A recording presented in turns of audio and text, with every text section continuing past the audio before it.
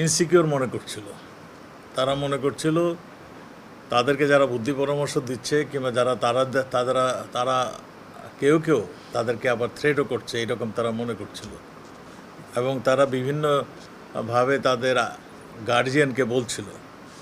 তো সেই জন্যই আমরা মনে করি তাদের সিকিউরিটির জন্যই মানে তাদেরকে এটা জিজ্ঞাসাবাদ দরকার যে কারা তোমাকে থ্রেট দিচ্ছে, কারা তোমাকে মানে এইভাবে তোমাদেরকে ধমকাচ্ছে, সেটা জানার জন্যই, তার জিজ্ঞাসাবাদের জন্যই দুই একজনকে মানে তারকে ডেকে নেওয়া হয়েছে।